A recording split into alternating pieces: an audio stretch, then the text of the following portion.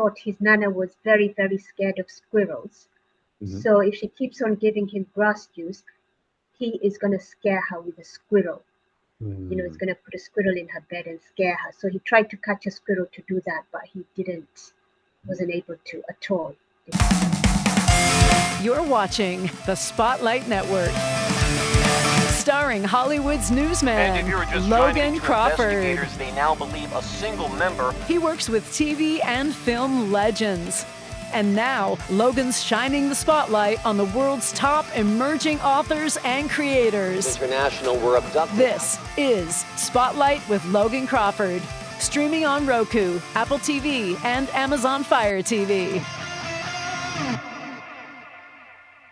I'm Logan Crawford, and right now on Spotlight, we're stepping into the whimsical and clever world of Cobjay's summer holiday and how not to catch a squirrel.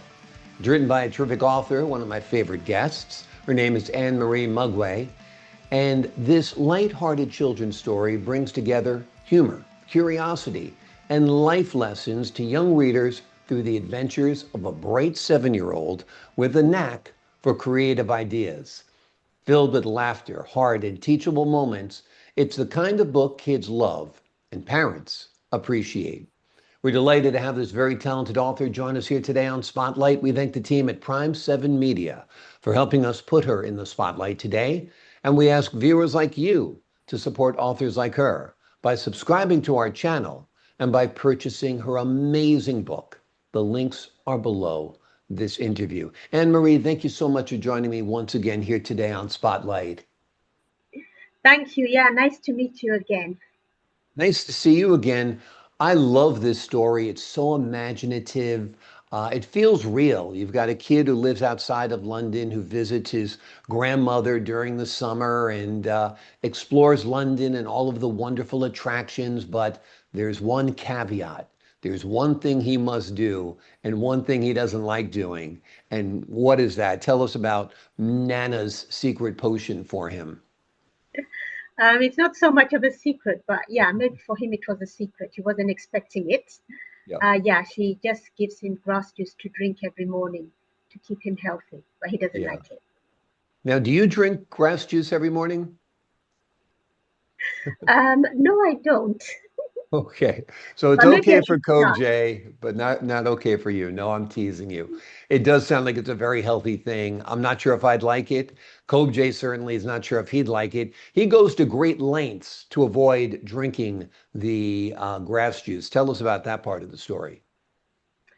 Oh yeah, that's when he dyes his hair green, and then he tells his nana, "You see, my hair is turning into grass because I'm drinking grass juice. I have to stop, otherwise, my whole body will turn into grass."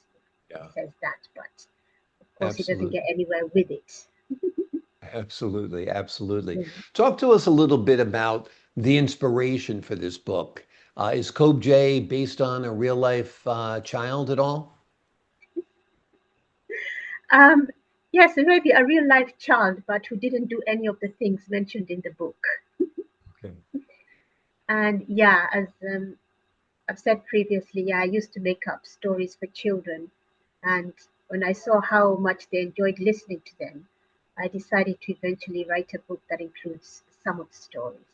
Hmm.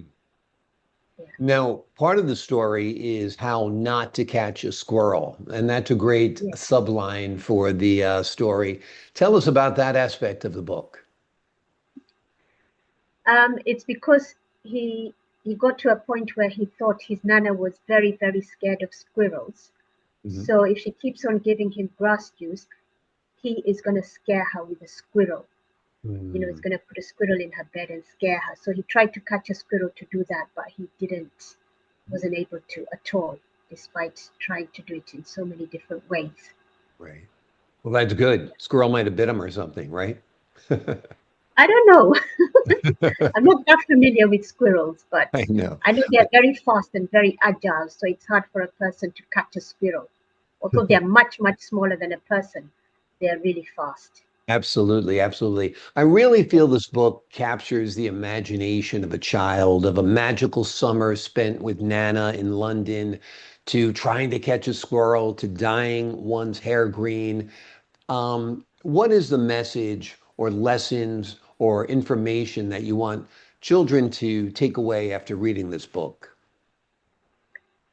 Um, Maybe they can realize that they can also be very, imaginative, creative, inventive, and um, well, if they want to, they can try and catch a squirrel in a very kind and friendly way. But I think they'll never manage to do so to catch the squirrel. But yeah, Absolutely. Now, is this book available as an audiobook? yes, it's also now available as an audiobook. That's wonderful. Wonderful. That's a great way for children and their parents to enjoy the book with hearing somebody read it to them, listening in the car, for example. So I think that's great. Have you envisioned this as a animated feature, as a little movie or something like that? Yes, I'd like eventually for that to happen. Yeah, Yeah. for it to become an animated feature. I think it Yeah, would I also, think yeah, that'd be help wonderful. entertain children. Yeah.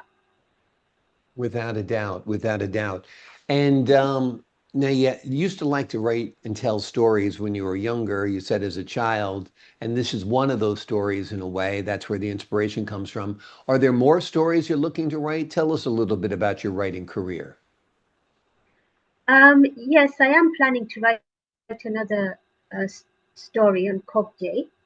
Hmm. Whereas the original book, everything in it is stuff that I made up. But in the second book, there is actually two items at least that did happen Mm. from a 9-year-old relative of mine who lives in the countryside who came to visit me in London during a summer holiday. This was a few years ago. Yeah, years ago. And what he got up to then when he was in London, I would include that. At least two things that he got up to. I would include it in the book, in the new book. Wonderful, Yeah. wonderful. So we're looking forward to that. When do you think that book will be ready?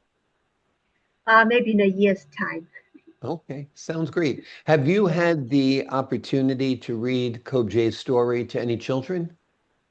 No, I haven't. No, I've given it to others to read to them, maybe their family members, but Mhm. I've not actually read it to any child. Okay. We're gonna have to rent some kids so you can read the book to the kids. That'd be fun, right? Or go Yeah, to a little public library or a bookstore or yeah, something like that and get their firsthand impressions. I think that'd be wonderful. I think that'd be yeah. really, Maybe I really should nice. try that. Yeah, we have a local library. Yeah, without a doubt, without a doubt.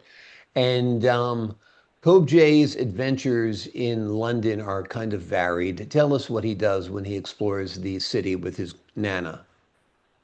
Oh, he really likes it. He really enjoys it. Yeah, especially going to the many different museums. Mhm. It's good fun. And just seeing London because it's quite different from the countryside where he lives. So, yeah, Absolutely. there's a lot more to see in London. That's a big, bustling city, very, very Yeah, different than the countryside in the UK for sure. So he goes to the yeah. museums, and what are some of the other places he visits? Well, just walking around and looking maybe at the Houses of Parliament, Big Ben, or the many bridges that go over the Thames River in Mm. London. Yeah, there's just so much to see in London. Yeah, I mean, if you wanted to see everything, I think you'd have to spend a lot of time there, maybe months. yeah. Yeah, It's a big city, and like you said, it's more than just, Parliament and the Royal Palace and Big Ben. There's a lot to it. London Bridge, of course, but there's many, many different neighborhoods, many, many different yeah, sections, and it's a wondrous city, a beautiful city. And you've done a great job of capturing the energy and the vibrance of the city within the pages of this book. And Cobjay is such a unique character. I think he's got a place in multimedia. Like I think he'll really would be a good fit on a TV show or a movie or something like that. So we'll keep our fingers crossed that that happens. That would be wonderful. And do you picture this to be a series? Like I know you're working on the second book. Do you envision maybe 3, 4, or 5 books? What are your thoughts for that becoming a series? I don't know. I just do one at a time, and then after I've done each one, I can then decide whether to go further. Yeah, Yeah, absolutely. and in which way to go further? Will it just be an audiobook, or will it be maybe a brief video? Yeah. Absolutely. And why did you decide upon grass juice as a treat that Grandma would give to Cobjay?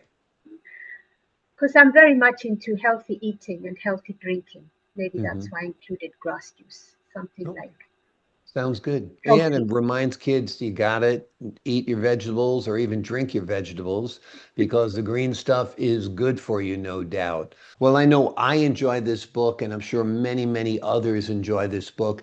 Tell me the kind of feedback you've been receiving from readers and parents and children and so forth. Um, the feedback is that the children really like and enjoy the story, whether they read it themselves or have someone to read it to them. And one boy did end up saying, "Oh, I want to be the next Cobjay." Yeah, Absolutely. I can see children wanting to be the next Cobjay. He seems like he's got a wonderful summer, a fun summer. Well, I think you're going to get lots of accolades on this book, lots of great reviews because it really is imaginative and wonderful and transport children to the beautiful city of London during the summer. The name of the book we're talking about today is Cobjay's Summer Holiday and How Not to Catch a Squirrel. It's more than just a children's story. It's a playful reminder of the power of imagination and the joy of everyday adventures. Anne Marie, thank you so much for joining us here today on Spotlight. thank you. It's a pleasure having you on the show. To the folks at home, I'm Logan Crawford, thanking you for your time this time. Until next time on Spotlight.